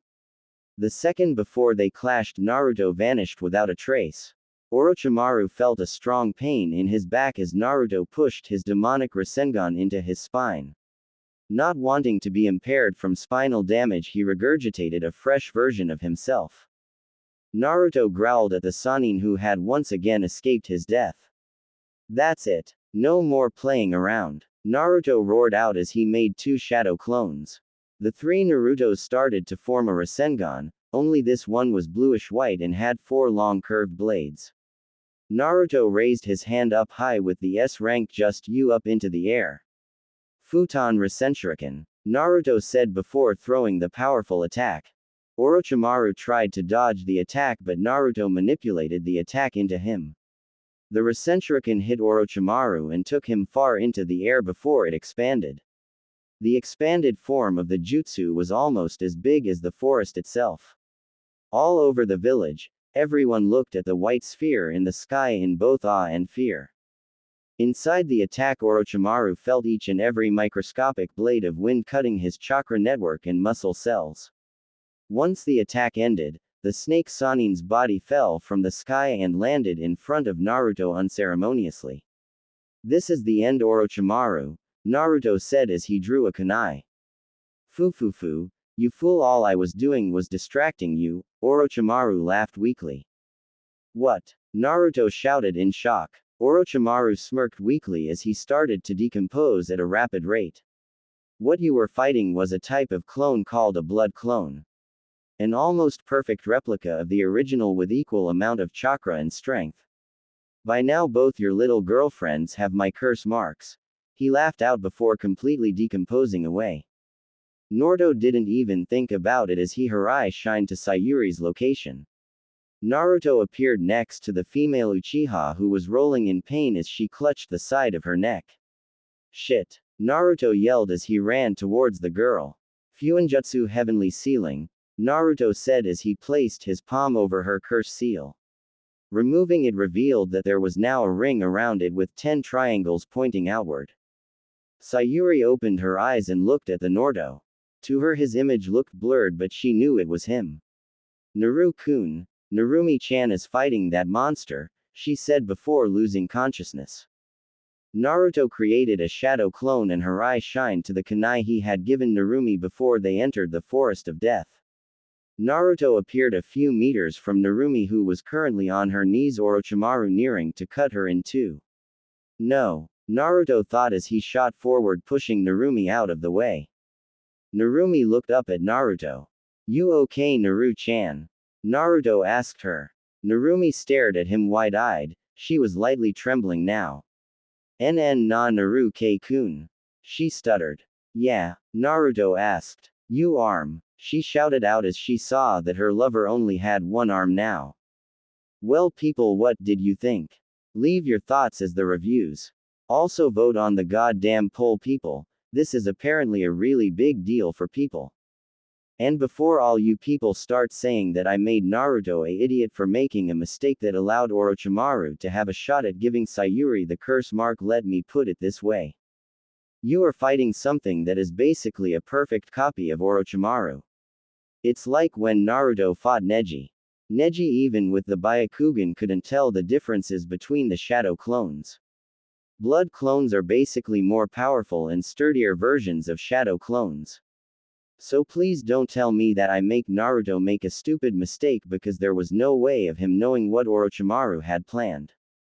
Naruto looked at where his arm once was before he looked back at Narumi and smiled. "It's just a scratch, no need to worry, Naru-chan." Naruto said completely calm. "Just a scratch. It's missing." She yelled at her male counterpart who was still smiling back at her without faltering in the slightest. "It'll be fine, Naru-chan," the blonde demon said to his lover as placed her down against the side of the tree they were on. Naruto's smile slowly faded as he turned to Orochimaru. "Naru-chan. I need you to close your eyes for me. I am about to take a form which I do not wish for you to see," Naruto said with completely seriousness. But Narumi tried to say something but was cut off by Naruto's growing presence. She could feel an ungodly amount of power starting to leak out. "Naru-chan, I beg you to please close your eyes and keep them closed for a complete 10 seconds. Do not open them until that time is up," Naruto said as steam started to rise up from his body. Narumi could see the complete seriousness of the situation and closed her eyes. See that his lover's eyes were closed now. Naruto let his power loose. 1. Out of Naruto's tailbone, even more tails sprouted out, giving him a grand total of 8 tails. His skin rapidly started to pale into a pure white while his hair darkened from the roots out and turned pitch black. In this, Orochimaru couldn't help but take a step back but was frozen in place by the sheer amount of power being leaked from the demon. The sky changed from a light blue to a bloody red and the sun black as night. All across the elemental nations, every living being, both animal and human, civilian and ninja, and everything from genin to cage felt as if an angry god had just awoken from its slumber and was passing his judgment on some poor fool who had angered it. 2. Naruto's transformation progressed even further as a pulse of power shredded his shirt and coat, leaving his upper body exposed. From the top of his head, 2 white horns started to grow outward from the spiky black hair. His back 10 spike grew out, 5 on the top and 5 on the bottom, with the image of the Rinnegan over 9 tomo arranged in 3 rows of 3. 3. Naruto watched as Orochimaru started to back away from his demonic before vanishing and reappearing in front of Orochimaru in a split second and slapped him through several trees. 4. Naruto appeared in front of the downed Orochimaru and proceeded to pick him up by the head and threw him against a large rock. However, before the snake Sannin could collide with the rock, he spat out a fully healed body. 5. Orochimaru started to sink into the ground, but Naruto was able to follow the traitor's movement with his dujutsu. The demon pointed a single finger at where the snake was hiding and formed a small black sphere out of pure chakra. 6. Naruto flicked his hand back and fired an attack at outrageous speeds towards the Sannin, who tried to get out of the attack's range, but the small ball followed his movements until it slammed into the ground above him. 7. Orochimaru shot out of the ground before the attack detonated on him and went for the trees. Naruto vanished from sight and appeared a mere meter in front of the snake summoner with his arm extended so the palm of his right hand was mere inches from the snake's face. 8. Positive and negative energy rapidly fused to form a spiraling murky dark purple orb. Orochimaru only had time to widen his eyes before the ball flew across the small gap between his face and the palm. 9. Orochimaru went flying back as the orb forced him through everything in his path until he was about 100 meters from where he originally was. 10. The purple sphere finally exploded, destroying Orochimaru's entire body and anything within about 30 meters, leaving a massive crater in the middle. Narumi opened her eyes after the count of 10. She had felt so much in those 10 seconds that she had her eyes closed. She had felt a wave of power that had spread across the elemental nations and was shaken by it. It felt like pure and absolute power was passing through her entire body. The power itself like one giant paradox. It was both wild but it was also focused, it was dark and malicious, but at the same time it felt like a warm embrace from a loved one. She looked up to see her lover standing in front of her. Naruto was once again in his normal form but was still missing his arm. "I'm sorry it took so long, Naru-chan, but I managed to finish off the annoying snake," the now blonde again demon said with a cheerful smile. "So he's dead?" the blonde girl asked the Jubi, who frowned at the question. "Yes, he's dead, but I don't know how long that will last. I have a feeling that I have only stalled him and he'll be back," Naruto said to his girlfriend. While he had said that it was only a feeling, Naruto knew that the snake Sannin would be back by the Chunin exam finals, just like he had been revived by Kabuto during the war using Anko's curse mark. As long as someone held Orochimaru's curse mark, there was always the chance that the snake would come back. Narumi's eyes widened. "Sayuri-chan. We have to help her," the blonde yelled as she rushed to her best friend's location. Naruto sighed and absorbed his arm before he followed after her until they found themselves at the same clearing where he, along with Sasuke and Sakura, had been ambushed by the Sound Team back in his world. The two arrived just in time to see Sayuri break Zaku's arms. Naruto's eyes widened when he saw the black flame-like markings on Sayuri's skin. "Impossible. How did the curse mark activate when I sealed it away with one of my seals?" Naruto thought in a panic until it dawned on him. He had been too late and the corrupted chakra had already entered Sayuri's own system and had been able to use the Uchiha's own chakra to erode the seal away. "Damn it. I swear that if I ever see that snake again, I'll take his soul and deliver it directly to the Shinigami," Naruto thought in rage as he grabbed Sayuri from behind. "Stop, Sa-chan. It's over," Naruto said as he pushed his chakra into Sayuri's system to wash away the dark chakra from the seal. The black-haired Kunoichi relaxed into his arm and fell unconscious.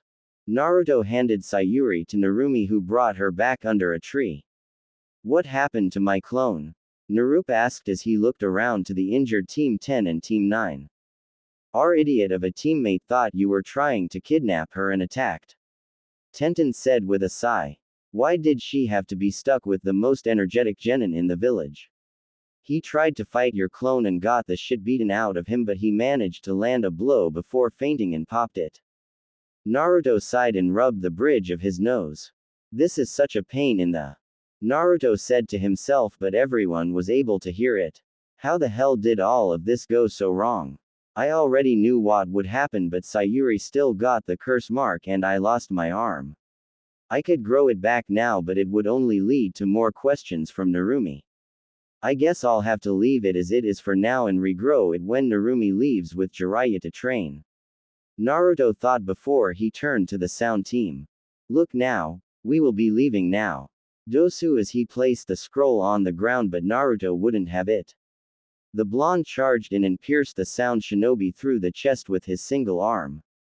Looking at Zaku, Naruto lit the other shinobi on fire with his dujutsu. The last of the sound team looked on in horror as she watched her teammates die right in front of her. Naruto turned to her, and then there was one. Naruto said in a low but dangerous tone as he slowly walked over to the kunoichi. Kin fell to her knees and started to cry. Please don't kill me, she begged the blonde demon who was now standing right in front of her. I never wanted to be part of that snake bastard's plan in the first place. He killed my family and everyone in my village before he took me to his hideouts to add me to his forces. She gabbled to the blonde who looked at her with a calculation expression. Naruto could see the truth in her words and made his choice. Very well, you shall be allowed to come with us under the condition that you let yourself be questioned and tell us everything you know about the snake. Naruto said coldly as he talked about the traitorous snake. Yes, I'll tell you everything I know, just get me away from that village, Kin cried to Naruto, who smiled lightly and picked her up bridal style and carried her next to Sayuri. Rest for now, Naruto said as he went to check on Team 10 and Rock Lee. Is she alright? Naruto asked as he arrived by Ino's side. She was unconscious and looked very tired, probably from using her family's jutsu so much. Yeah, she was controlling the body of that sound kunoichi when her teammates tried to kill her, even if she was killing their own teammate. Disgusting, Shikamaru said with hatred in his voice as he looked over at what remained of the sound team, not counting Kin. Here, this will help her, Naruto said as he took out a herb from one of his pockets. This herb speeds up cell reproduction and helps fix any and all internal injuries, Naruto said as he took a knee next to his blonde girlfriend. You'll be alright, Ino-chan, Naruto said as he placed a glowing green hand on her forehead to heal her tired mind. Removing his hand, the blonde leaned down and kissed her forehead. Come on, I'll take all of you to the tower, Naruto said as he gathered all his allies around him. Narumi carried Sayuri while Shikamaru carried Ino. The only ones who didn't join in were Team 9. We still don't have our scroll, Neji said as he and Tenten left with Rock Lee. Naruto sighed at Neji's attitude but focused on getting his team and Team 10 to the tower. He had managed to get a Hiraishin kunai there thanks to one of his clones who had arrived there a bit before. Hiraishin, Naruto muttered, and in an instant group of 7 were at the tower. Both teams opened their scrolls and tossed them forward so that they crossed each other. In 2 plumes of smoke, the senseis of both teams appeared before them. Kazumi Nichan, what are you doing here? Narumi asked her sensei, who looked at her and then at Sayuri. The silver-haired woman's eyes narrowed. What happened? She asked. We were attacked by Orochimaru in the forest. I managed to fight him away, but he left his curse seal on Sa-chan and was able to cut off my arm, Naruto said as he wiggled his stub. Kazumi's eyes widened at this. Are the 2 of you alright? She asked the blonde, who smiled back at her. The older kunoichi looked perplexed as she looked at Naruto's smile. She couldn't help but blush at the look on his face. She would be lying if she said that she hadn't developed feelings for the blonde, but after all she had experienced, she couldn't let herself be distracted by a crush. It's just a scratch, Naruto said calmly as he took Sayuri from Narumi's arms and walked away. Looking back at his lover, go get something to eat and some sleep. I'll go seal away this damn curse mark again.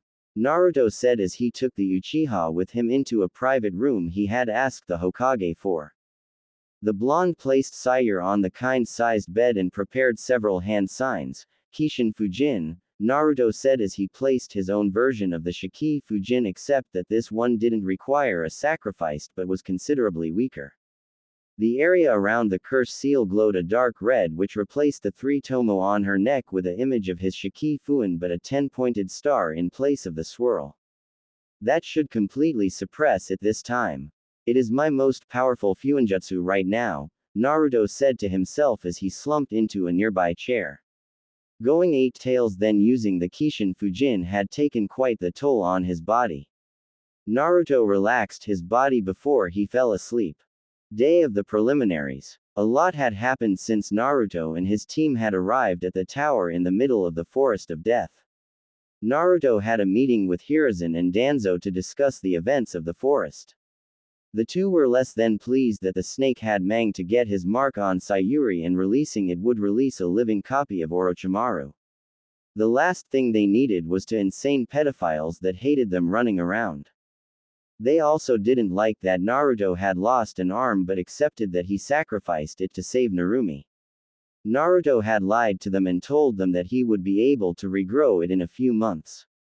He could have done it there but he didn't need to be asked any more questions. Narumi was already grilling him about the tails and power spiky.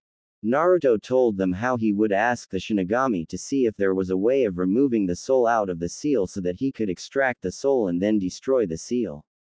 He would have tried absorbing the seal but the possibility of having the snake Sannin in his mind trying to take control of him like Kurama had done all those years ago wasn't number one of things to have. The 3 leaders of Konoha had also discussed what they were going to do about Kin and Karin.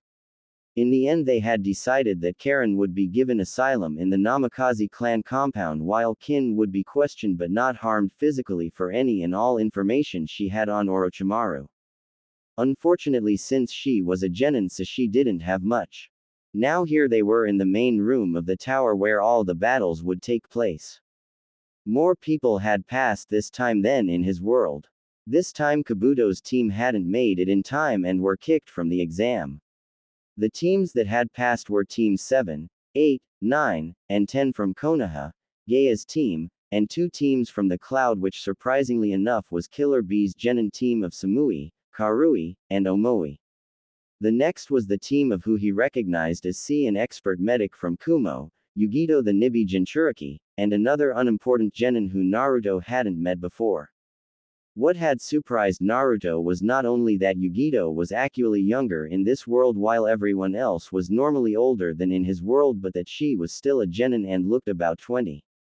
All the teams lined next to each other as they looked up at the gathered crowd of all the Jonin sensei and a few others standing next to the Hokage who was smoking his pipe. Congratulations all of you. You have all earned the right to stand here today by proving that you could best Konoha's own forest of ever. Do any of you know why we have the Chunin exams in different villages?